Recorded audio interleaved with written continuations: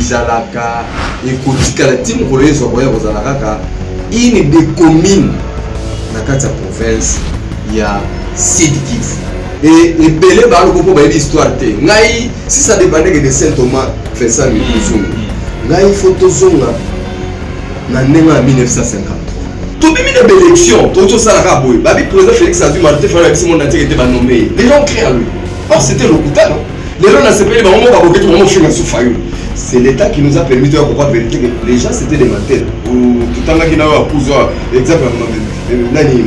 exemple, quand il était avec Fayoul, il disait autre chose. Lorsqu'il était non, vérité des signes qui n'ont pas pu tomber. J'ai mis qui compte au défi que nous sommes venus dans la vie, nous avons calculé le mandat président Tshisekedi, nous avons calculé le jour, nous avons calculé le l'attention parce que le président Zawana, moi Dieu qui m'avait dit qu'il y a Rosalan. Le président de la République démocratique du Congo est à Goma pour appuyer à ça pour tenir un mini sommet sous la région des Grands Lacs. Vous le savez, il y a par vision-conférence avec ses homologues africains, entre autres le président Paul Kagame, Yoweri Museveni, ainsi que Joao Lourenço. La question qui est au centre du débat est la sécurité qui doit régner à l'est de la République. Nous allons en parler dans cet entretien, mais aussi question Italie. Minemwe, c'est un dossier qui fait couler beaucoup d'encre et de salive. Plus d'un Congolais ne comprend pas réellement ce qui se passe. C'est vrai, nous avons appris qu'il y a eu l'installation, il y a un nouveau maire au niveau de la commune Oyeza rurale. Pourquoi cette commune est appelée commune rurale? Est-ce que Minemwe dans la configuration actuelle, les alliés même Minemwe Oyowapi pendant 1998, les rebelles le territoire indépendant, ce sont la plupart des questions que nous avons pu collecter pour tourner sur ces plateaux. Un analyste politique, mais aussi un grand journaliste, j'allais dire engagé, au Wabi a mené un peu de combat, et Belé, un journaliste proche de l'opposition. Il n'est même pas présenté, mais je l'ai fait par la coutume. Il c'est Saint-Thomas. Saint-Thomas, bienvenue dans cet entretien. Merci, merci beaucoup Vincent. Et puis je salue aussi les téléspectateurs. Oui, je suis Sarah Rolanda, ma émission, vraiment, Lélo. Na ebisibino ke nga comme na Saint Thomas la terre évangile ya soko monité communautaire bon libéranga que lelo naza honoré pour batienga kapa Vincent Muzukuna ya. Merci beaucoup Saint Thomas, plaisir exactement partagé. Alors toujours dans mini sommet où il faut souffrir le 7 octobre au niveau ya Goma, président de la République Santon Tshisekedi Azaliwana, naba homologue naye Paul Kagame na stastai bango na intro. D'abord appréciation nayo ezani par rapport à mini sommet oyo eza ko se tenir au niveau ya Goma. Ndenge nous sommes ba enjeu d'abord où ils allaient évoquer concernant la paix au niveau de l'est de la République. Merci d'abord pour la question, très pertinente. Réaction d'abord réaction positive parce que en dehors il y a dialogue, dans la gestion il y a cité et là où il y a dialogue parce qu'il y a que l'équipement des balles qui peut vraiment entraver qui est la paix en dehors il y a dialogue. Or même bateau va mettre à la ramassage c'est là on se à la table il y a négociation qui s'appelle dialogue. Alors Nakaya Ozone Kilabiso, vous savez, c'est pour la première fois la RDC toujours présent catégorie à Félix. C'est quelqu'un qui est venu avec un cheval de bataille pour la première fois, c'était l'état des droits, les a instauré. Et deuxièmement, indépendance et justice. Tu vois. Alors, pour la dose l'état des droits et comme appelé base, paix. Socle il y a développement en Mboka na biso, il faut tous d'abord la kimia, d'abord la Mboka na biso, et puis kimia wana elongo na Mboka na biso ezala na kati ya région mobimba ya Afrique centrale pour permettre de développer parce que quand par exemple par la biso kimia ezati ba voisin nyonso baza autour na biso bitema na bango za de la même façon ce qui est pas vous allez vous rendre compte, mon frère Vincent, que c'est depuis 1997 que Bisso, Bazaïrois de l'époque, Congolais après Afrique. Nous avons une armée nationale depuis 1997. Mais ce qui est bizarre et étonnant, mon frère,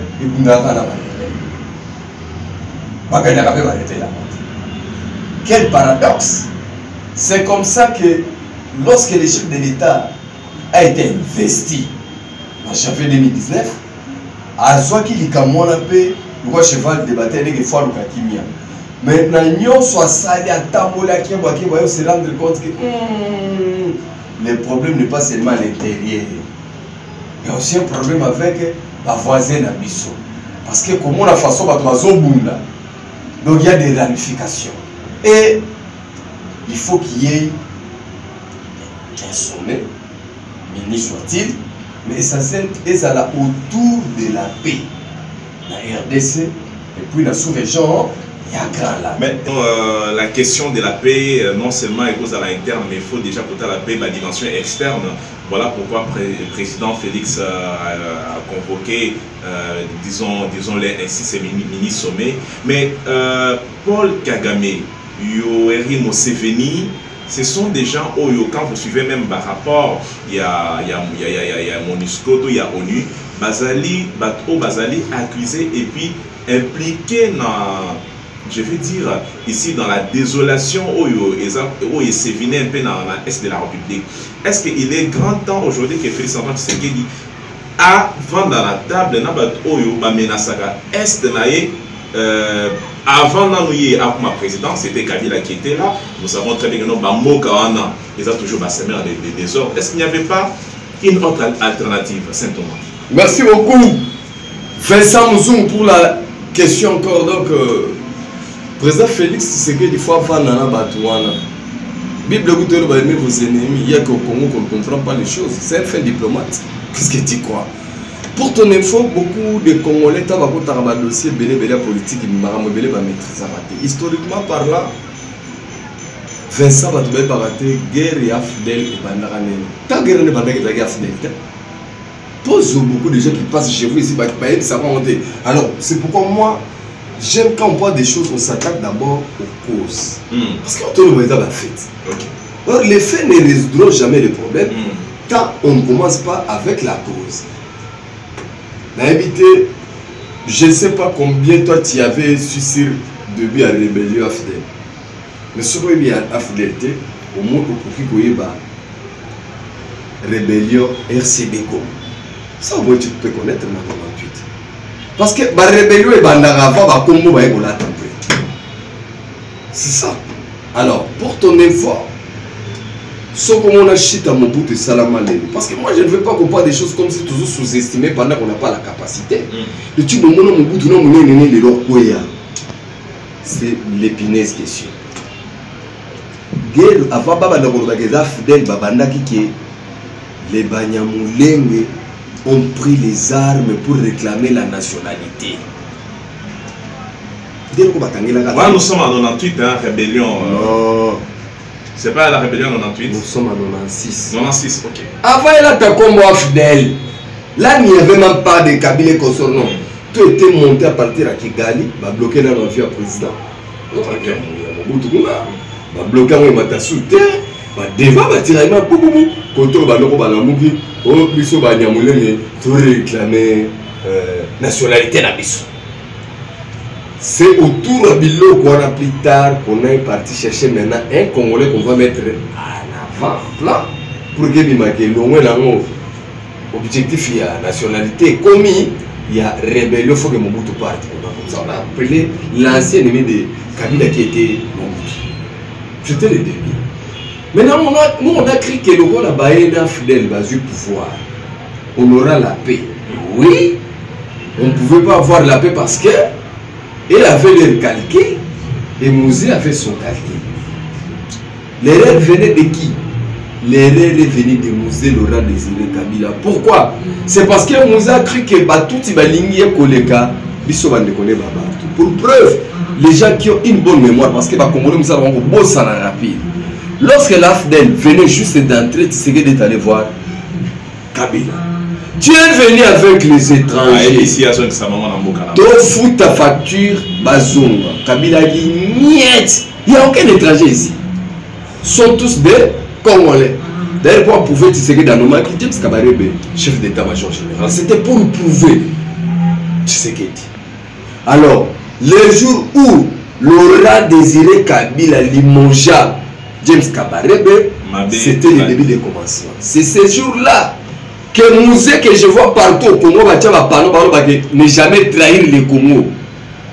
C'est le jour où je l'ai vu dire maintenant, nous avons les Rwandais avec nous. Oh, mais toi tu nous as dit que c'était des Congolais. Il n'y avait pas des étrangers. Donc la cause est là. Voilà pourquoi Tilelo, guerre il y a 98, Mundele Atika pour reconnaître que agression. Communauté internationale, l'ONU dans son ensemble. Parce que quand vous posez des questions, il faut aller lire l'accord de Lusaka.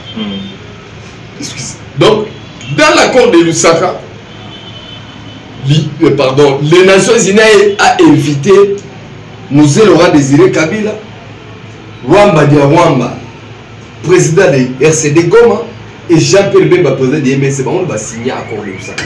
Les trois personnalités. Comme étant des belligérants et des chefs rebelles, et non une agression.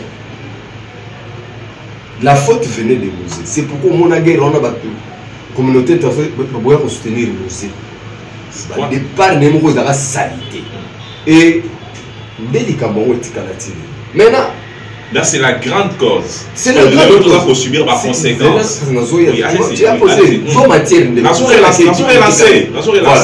Maintenant, lorsqu'ils sont passés dans la table de négociation à l'accord de Lusaka, cause de jamais nationalité. Il faut payer sa nationalité. Maintenant, pour y parvenir, parmi les articles et accords de Lusaka, il prévoit qu'il y a un dialogue inter-congolais. Ça va réunir toutes les couches sociales et toutes les forces politiques basées à la représentation pour débattre du Cameroun. Donc, en quelque sorte, on a CNS bis. Mais il y a fort, parce que CNS c'est ça, il y a des politiciens, au barrage, on va belligérer, il y a des rebelles, mais cette fois-là, maintenant, on va mettre tout le monde, et les rebelles, et les opposants non armés, tous ensemble réfléchissons pour notre pays. C'était comme ça l'objectif. Mais Mouzé Laurent Désiré Kabila, tant à Zonga, il dit que Mouzé, il a signé un dialogue, ce dialogue est sous-président.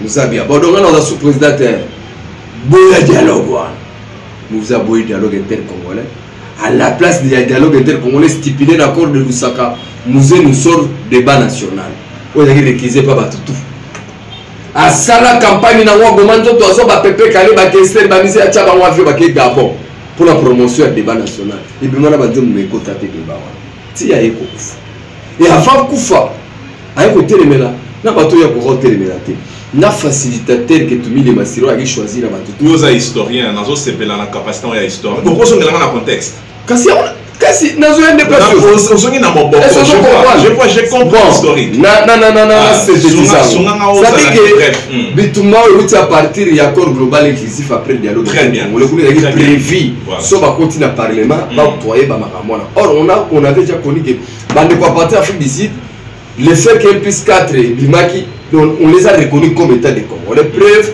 Roubert a été vice-président de la République. Un plus 4. Et preuve en est que dans l'élection de 2006, Roubert a postulé comme candidat président de la République. Dans mon solo, Roubert, on a aligné un peu tout rappeler que vice-premier président à Zouakiamo, parce qu'au départ, Azali Moutou, tant balaki na rébellion, Sengaka déjà déclaré miné comme territoire indépendant. Et Zalaki Mou et Bakaye d'échange, je pense. S'il y a quelqu'un qui est venu te mentir, ça c'est faux.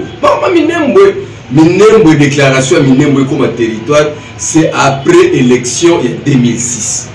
C'est au cours du Parlement où les députés sénateurs et RCD qui réclamaient que Minembo est comme territoire avant une élection en 2011. Ok. Alors ça n'a pas tenu. Donc on a CNDP et Bima, M23 Bima. Tu vois? Et l'accord global inclusif, il y a une disposition ils ont stipulé que basta la brassage armé, mais baron, baboya. Donc nous on a RDC, nous avons deux types d'armées.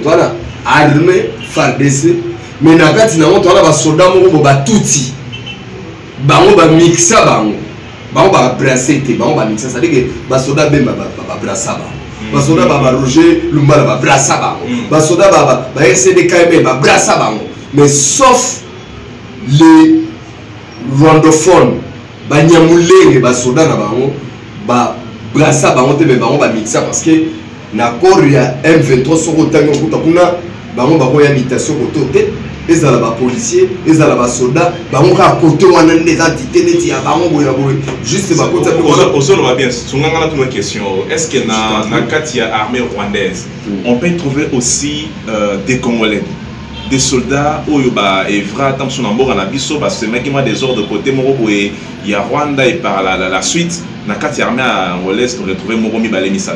Exact. Exact. Parce que d'abord, moi j'aime vraiment aider les gens. Parce qu'il y a une préférence pour ça, Vincent Moussou. Est-ce que le problème est au centre qu'il y a un autre Rwandais, les Congolais ont un propre frère de Balumba. C'est un exemple. La discrimination, le lot, c'est à. Non, tribalisme c'est autre chose.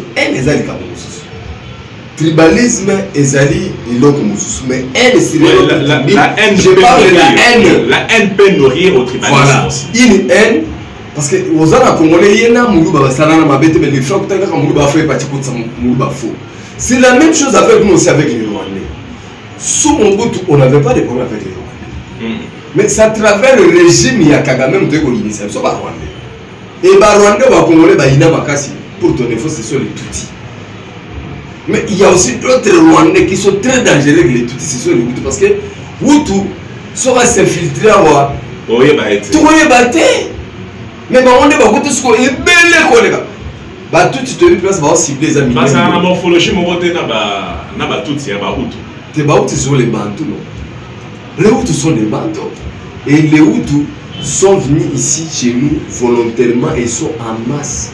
Dans 94 et le régime a bien rimane quoi on est à l'obaka on a quand kengo batika frontière kolele ça veut dire que dans Brazzaville yo hein régime moko boye bo détourner Tshisekedi alors on FARDC de mon bégué Brazzaville moura mon bégué Brazzaville la police mon bégué Brazzaville ba gouvernement ba membre ba fonction tout au Brazzaville c'est ce qui s'est passé avec lui.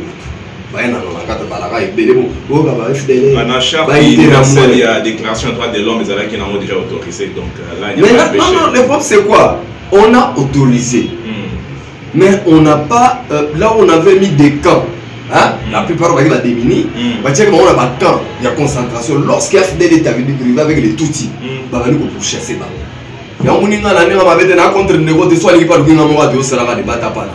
On a son attente de mon après c'est penger mon habitat après c'est penger ça va être comme mon mais face on a morphologie donc aux autres qui n'ont été penger à la batuti technologie morphologie n'a pas la batuti yo mon avant va presse penger yo mon so va que presse penger tu dis robeger berwan n'est-ce pas bien ça dit que la ligne na lobani yo ça matumboli là matumboli te na lobi va te aux autres cas débat na par rapport à la morphologie na c'est tout donc il y a eu des fuites et tout et où tu n'as pas Congo babandi kokimana bakimana bango to na Congo bamusu bamati par nord ti bakivu na bamusu bamati par nord Équateur bakota bamusu bamati na Brazzaville ce qui était normal parce que guerre là qui n'a pas na ba guerre était Vincent ça était dans le bibo na ça awa régime à Kagame bengani bautu bakotie bara biso ça si moto non encadre bavandi kimia ba former ba camp et belebele sikoyo na 96 ans afdela ye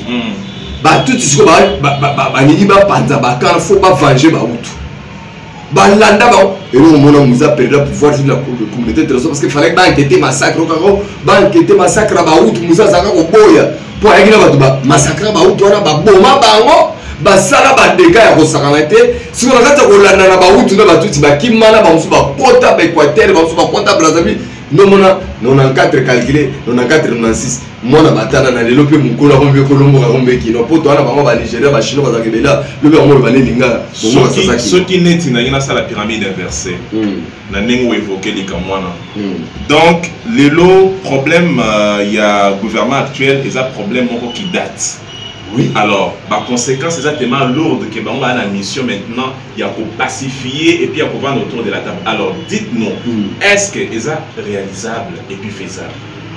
Bon, merci beaucoup pour la question. Oui, c'est réalisable et faisable, mais à une seule condition. Laquelle? Bande konanga ya Kivu.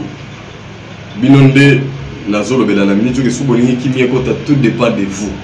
Parce que depuis 96, depuis 94 tilelo, bino de bosala ba amitié na bino, na ba complot na bino, na ba ndeko wana. Contrairement na biso ba tokota ouest. Et bondima bobo ma ba ndeko na bino ba na 94 tilelo. Okuta na ba carrière minière, Congolais s'associe na ba étranger wana. Ba ko ba ndeko na ba mon frère. Okuta na ba rebello. Kutu pour comprendre nga bien lelo. Na peso ma réflexion mo. Pesanga na oza pona mo. Bon, ça la recherche dans le monde entier, là où il y a des rébellions, ceux qui sont rebelles à ça la base arrière dans le pays où il y a pour attaquer le pays où ils ont pouvoir, n'est-ce pas? Mais il y a beaucoup de calculs, ils sont FDLR, Interamona, ADF, Nanou. Bon, si vous avez ça l'attaque dans Rwanda, pour baser au pouvoir. C'est pour la première fois dans le monde, dans le monde, la rébellion, mais pas bon rébellion, bazo ça la bombarde. Na base arrière place na Rwanda. C'est impossible. Donc ADF pose au pouvoir na Uganda. Est-ce que tant que musée Laurent Désiré Kabila va gagner pose au pouvoir na Congo? Abana ko bomba na Rwanda. Mais vous voyez vous-même paradoxe c'est pas la biso. Donc l'intérêt mon pose au pouvoir na Rwanda, ma bomba ba Congolais. A Uganda po bomba ba na Uganda pose au pouvoir, ya bomba ba Congolais mais azali na besoin que au pouvoir na monter na Uganda. C'est là où règne le mystère. Ça dit quoi? Ba hauteur ya ba intérêt. Ba hauteur ya ba FDLR na ba ADF ba kufa.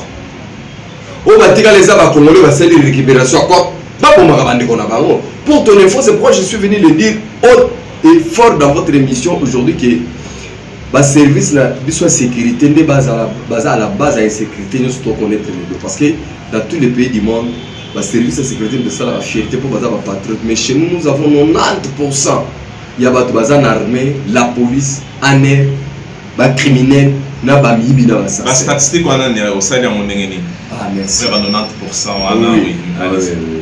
Parce que c'est fort. Toi tu es service intelligent, il y a monde et Simbakamboka. Et quand vous avez un service intelligent où ils en ont est facile, il y a pour percer, c'est que déjà la sécurité interne est en Boka. C'est que je dis non, on n'a pas de patriotes. Première preuve, la personne dans le service intelligent, comment on est très organisé.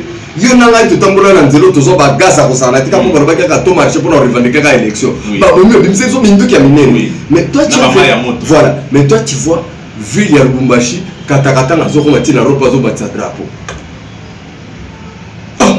Comment? Service intelligent et surtout qui? Surtout Robé Baza complice. Je t'ai dit que nous n'avons pas de, ce sont des criminels et des voleurs.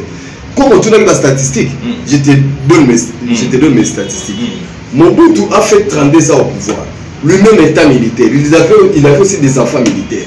Mais aucun enfant de Mobutu est arrivé même à grade à colonel, non encore capitaine. Bassala d'école supérieure militaire, apparemment, est focal. Mais aucun. 32 ans. Et à 32 ans, on avait moins de généraux dans l'armée. Mais vous me prenez la période de 97 AFD, ce que tu as en 2020, mais Vincent Osekolemi. Autant de généraux. La République démocratique du Congo. Non, tu n'as pas compris ce que j'ai dit. Tu vas comprendre bien. Voilà, c'est la pique. Ça dit que ça n'a rien à voir avec la démocratie, mais c'était créer un État bananier. C'est-à-dire quoi? Quel était moi le pérandis là-bas aux années pour ma ministre ou ma vice-ministre, tout ma président, il faut créer rébellion au gouvernement à table de négociation. Il y a un rebelle, au grade général, il va continuer dans mon armée. Alors, on va voir la guerre, c'est des gommes, on va voir les suivis bon. On va voir les CDK, mais on va voir les suivis bon. On va voir Roger, on va voir Jacques Perrin, on va voir la Zamba. Quand c'est ça que si tu avais suivi dernière négociation, rebelle, il y a Kodeko, Bounia, dernièrement. Tu avais suivi les dossiers. Oui. Voilà. Le même jour, lorsque le président a reçu représentante à Monisco, si tu avais suivi, la dame a dit quoi? Non, on doit mettre fin à ces systèmes. Chaque fois vous tuez les gens, et on vous met dans l'armée et on vous paye. Et il n'y a que des défections qui se font. C'est-à-dire que si va comme ça qui est mon corps. C'est Thomas, que faire pour arrêter cette hémorragie? Parce qu'à vous entendre parler, vous êtes très bon, vous relatez une très bonne histoire du pays. Mais Moka éthique à la canne histoire, c'est une partie. Mais est-ce qu'il n'y a pas des propositions concrètes? J'ai des propositions. Autorité basona. Oui, non, autorité. Disons l'ensemble des Congolais. L'ensemble des Congolais. Oui, l'opinion aussi qui nous suit doit être. Voilà. Donc, je suis venu éclaircir parce que les autorités ont déjà beaucoup de propositions sur la table et c'est déjà en application. Mais qu'est-ce qui tourne autour? Il y a des décisions, il y a des solutions autorités. Dès que les autorités entrent dans la recherche des solutions, mais mettre les solutions en application, vous avez les Congolais qui vous sortent des diversions, des diabolisations et des distractions. Vers ça, je mets quiconque au défi, dans le Congo, que la plupart des intellectuels sont comme tu as dit, tu n'as aidé papa pour classe autant pour la géographie, mais n'est dans la province ni au Bakola on a. Mais on est des bêtes comme ça en général comment. Mais non, ça m'étonne. Donc, mais n'est la site qui veut le territoire et au ville. Frontière na Burundi. Mais au Ebi tant yo lobby. On a retenir le moko au lobby qui armée na biso. Ils ont infiltré. Service infiltré. Nabi Ezali, déjà rempli là bas criminel, na bas assassin 90% parce qu'il y a 10% des patriotes. Tout le bien le romoko. Rempli là bas criminel. Les criminels font quoi dans l'armée? Ils infiltrent l'armée. Donc tout ça déjà, on sait comment nous frapper si l'armée est infiltrée. Et puis plus loin le dit que non, service intelligent à Bissau, en air et puis consort, Ezali non structuré parce que la complice va ça aider. Donc quand les gens disaient et disent que la République démocratique du Congo est un non-État, je pense que Saint-Thomas ils ont convergé dans le barreau. Au regard, il y a une critique, il y a une histoire relatée, dit les lots. Il y a un non-État avant même le président Félix Sanz au pouvoir. Paix à son âme, notre collègue François Kouloko, le pas dans le cas de l'objet, et le Congo, ils ont dit inversion des valeurs. C'est grâce à cette inversion des valeurs que nous sommes commis. Donc, on n'a pas seulement infiltré l'armée, l'éducation, domaine de l'Union aussi. Vous savez, Vincent, moi j'ai commencé à comprendre les choses vers les années 80-90. Mais j'ai voulu qu'à cette époque-là, ceux qui m'ont lancé cette université en Congo, ça a fait pour la santé. Et là, on parlait de la méritocratie. Et moi, la personne ici, examen d'État, il n'y a pas de fête comme ça. Mais le problème, c'est quoi? Aujourd'hui, il y a une inversion des valeurs. Inversion des valeurs, quand je dis, c'est comment? Vincent tient la première licence. Dans l'université, on a déjà accompagné la société dans une société dès que aussi ce qui est ça. Ce n'est pas l'État pensé au fait. Mais actuellement, qu'est-ce que je dis inversion des valeurs? Nous avons des millions et des millions de diplômés, de licenciés autant d'années et de gradués. Mais qui sont des chômeurs. Si on ne peut pas saler là-bas, qui chômage, on a ma propre famille là-bas, on a pas foutre les minervales pour comment on a les voix au papier, on va aussi les fêtes pour célébrer le chômage éternel en plus, ce chômage. Donc ça s'appelle inversion des valeurs. Alors, non seulement parce que culture qui fait partie de l'inversion des valeurs, moi la maternelle sur la police peut faire ça les fêtes. Mais n'importe quoi. Ça va encourager quelqu'un moi. Non, non, je suis pas contre les fêtes. Mais j'ai dit symbolique. C'est-à-dire que quand les choses étaient sérieuses, on ne passait pas toutes ces distractions-là. C'est pourquoi dans le bino que voilà. Allez-y vite fait là-bas. Pour que le Congo ait développé les accords à tout le monde là-bas, ego à liboso, les alliés, indifférence là-dessus, appartenance régionale, tribale. Donc, si on dit que les Congolais ne vont jamais tomber dans le Congo, ils vont tomber dans l'Arabie, ils vont tomber dans la province. Parti politique. C'est là où j'arrive. C'est-à-dire que si tu tombes dans le Congo pour développer, tu vas vite sur le Congo. Les banans, on a tous les masques, on a tous les ari que ngala congolais ba congolais ko ebi bongo to beta lisolo ko mo photo beta lisolo on ça que tolinga Congo tolinga pe bandiko na biso ba congolais yamonde gage ya développement ya mibale ezali place to vandi ba congolais to éviter ko beta masolo ya lamuka ka chef c'est ce qui nous divise aussi maintenant politique eza bien démocratie ngai na lobaka na bandeko boye mutu azo filmer ngai so aza mutu afayulu na encourager sur les zala mutu afayulu ya makasi kolemba ete Vincent Muzungu so mutu akabila aza so mutu akabila ya makasi alemba ete ngai soki na mutu afati na aza so mutu afati ya makasi na lemba ete mais dis-moi en tant que démocrate naza tolérant mutu na mutu azala pour eloko na ye mais ce que je refuse eza nini ngai na mutu afati na linga afati mais yo lokolo linga fayulu mo fayulu simite o ko finga na afati ko poser ko mine ko influencer na ina na afati yo lokolo linga kabila na yo o ko finga na afati matemi diso na ina na afati ko kabila na sous présidenté on est sous tolérance très bien donc nous devons nous respecter chacun dans son point mais essentiel toto mona Congo to linga Congo pe to linga na ba Congolais pour que à travers justice mboke tombo. En tout cas de très bonnes analyses de la part de Saint-Thomas. Nous touchons quasiment à la fin de cet entretien, mais avant de boucler l'entretien Oyo, nous avons la question épineuse de Minembwe, au lobby que beaucoup de gens interprètent et puis parlent aussi en faux à Minembwe. Diversion. Estiment que Minembwe est allé partir bon à Rwanda important et dans la RDC. Bon, Saint-Thomas, Minembwe, cette commune rurale, il faut pour vibrer dans l'installation il y a bourgmestre et créer un peu de tollé dans l'opinion tant politique et aussi nationale. Yo na niveau na yo, les gens disent que Azarès Robert Azali en fait il n'est pas crédible parce que par le passé Azali Moutou et puis militaire qui est toujours pour Minembwe comme un territoire indépendant et Azar aussi derrière Maramou et Belé na ligne dans sa version des faits na yo. Quelle est ta version des faits par rapport au dossier Minembwe avec l'installation d'un nouveau bourgmestre installé récemment? Merci beaucoup mon frère. Dans le dossier Minembwe, personnellement, on a senti que diversion, diabolisation et surtout que Félix Mbazawana, il y a créé Tolé. Ce Kabila qui n'a pouvoir vraiment attendre de moi avec des solotés. Ça va d'ailleurs pour ton info, décret signé Minembwe qui a la commune ordonnance, c'était signé en 2013, c'est pas ma tante Amponio.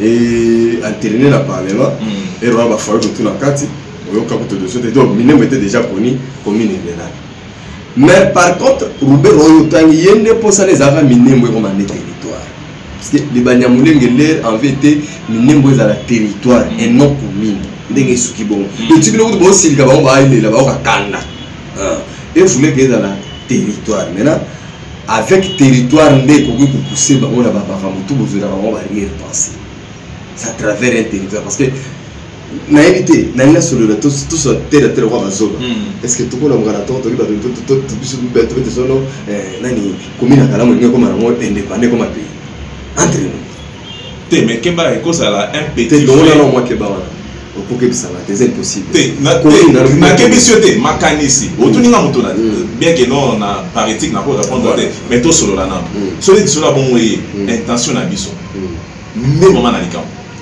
Oui. Parce que vous savez que les Soto, ils appellent l'Afrique du Sud, mais ça comment ils sont indépendants. Et comparaison n'est pas raison pour ton info. Les Soto, depuis l'Antiquité, ils sont dans la province d'Afrique du Sud. Depuis l'Antiquité. Ils sont dans les Solo. Il y a Minembwe. Voilà. Quand des Solo, les Soto, voilà. D'abord, Nani Batouba dans Daxo Bayo Kangabien. Congolais, nous sommes pesa monter ma passe.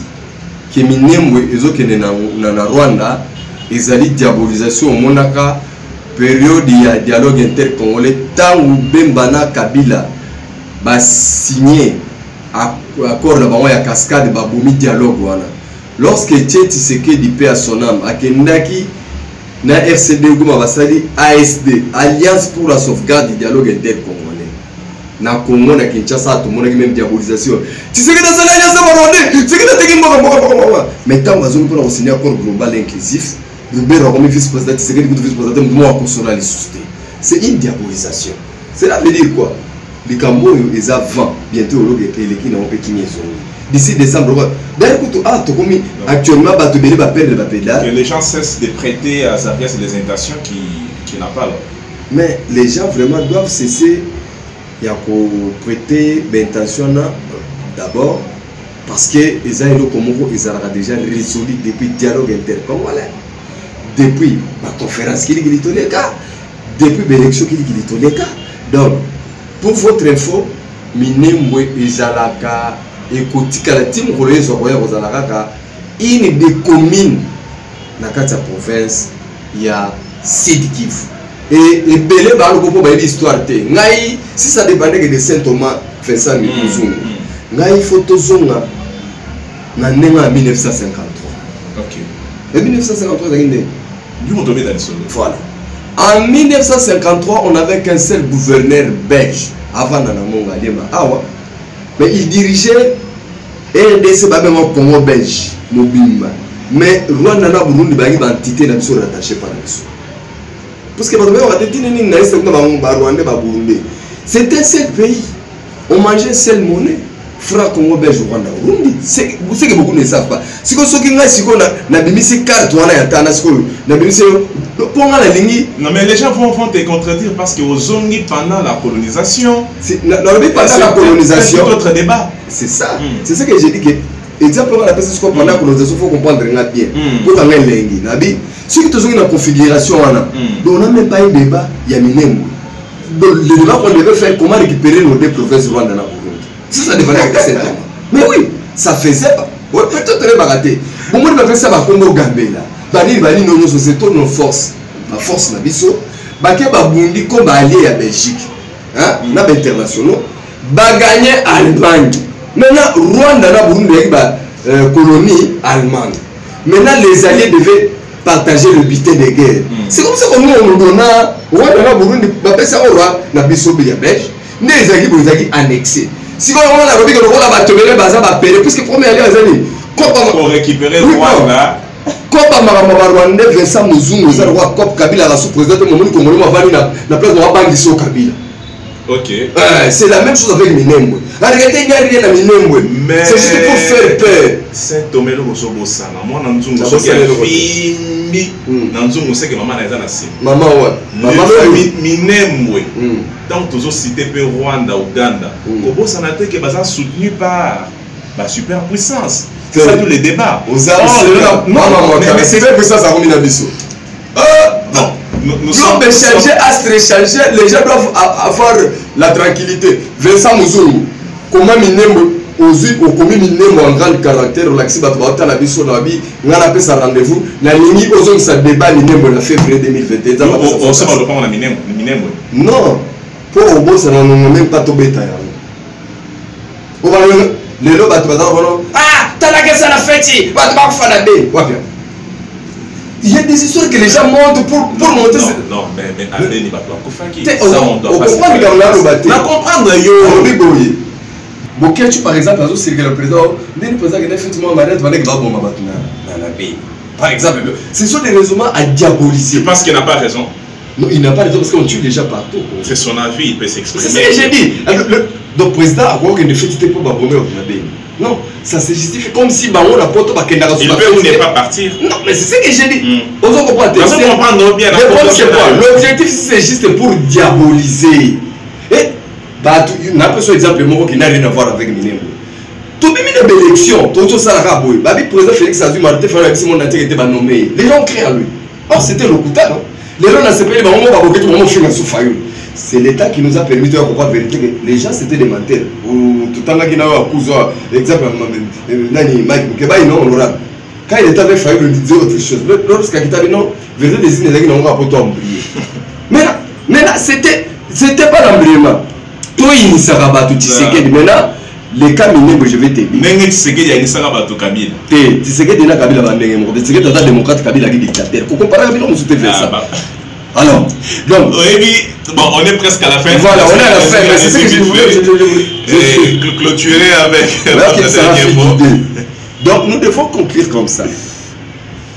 Actuellement, campagne na FCC, Lamouka et les résistants ont un objectif Kamoko. Diaboliser, combattre toutes les actions du chef de l'État Félix Tshisekedi et puis son parti. courant de l'envoi va ça à la côté. Bah pour gâter bah matin. Ce que cause bah ça de la on va tout les bah cause des années. C'est parce que le président Félix Ado prenait état de droit, l'indépendance à justice. Maintenant bah toi FCC, là bah toi la plupart va composer ma plateforme, ce sont les gens qui ont dirigé le pays dans le passé. La paix est que ceux qui va appliquer état de droit normal, leur passé antérieur va les rattraper. D'où faut diaboliser la personne. Yo moko fallait tout réfléchir Vincent Mouzou, vous êtes journaliste amnene, vous êtes grand chroniqueur politique. Vous avez réfléchir le mot de bipa. Ndengeni non IDP c'est un parti politique moko ma bundagana, ni puis quoi parti politique FCC, non mais puis quoi la moko mais va ko kaye ko tout. On met dans la question en tête. C'est pour te dire que ici nous avons un problème sérieux avec les ennemis du peuple qui se passent pour comme les gens qui sont pour le peuple, mais en réalité, ce sont eux les détracteurs. Et on a nommé les lots, au côté de l'homme, on a ça la marche à 15 millions. Vous voyez, c'est ma quota d'ango, opposant ma quota d'ango, maintenant la dimension n'a pas de rôle. Or, si les lots atteignent dossier à 15 millions, même la justice n'a pas de bandate. Non, on n'a pas beau ça. Ce sont les gens qui vivent dans le présent. Mikolo, là, même si on voit après Minem. Saint-Thomas, en tout cas, grand merci d'avoir répondu à nos questions. Non, merci vraiment, je suis content, mais pour moi, il faut me réserver des 45 à 1 heure du temps. Pour tout ça dans le débat, il faut que l'on ait un vrai débatteur. Moutoualia qui a tondi à Yebi. Politique à Congo, Soko Yebi a monté pour être à côté de la théorie. Zika! Et j'ai mis qui compte au défi que. Oh, nous sommes venus à finir, nous avons calculé le mandat président Tshisekedi, nous avons calculé le jour, nous avons calculé le Ramnaï. Rebelle l'attention parce que le président Zawana, moi Dieu qui m'avait dit qu'il y a Rosalana dit. Alors c'est le moment où il y a un gars qui groupe, mais le président a dit que le Brésil est Congo, va nous recevoir le président pour le Brésil avec le Balouba Bazalakate. Très bien, Marama Bondé. Mais pour le moyen Congo, là-bas, très bien, RSI. Je rappelle qu'on avait reçu sur ce plateau Saint-Thomas, analyste politique, mais aussi un journaliste proche de l'opposition. Autrefois, il est maintenant actuellement proche du pouvoir. Voilà, nous sommes au pouvoir. Et partagera le bilan du FCC Cash. Mesdames et messieurs, cet entretien est terminé. Merci de vous abonner massivement sur notre chaîne. À très bientôt.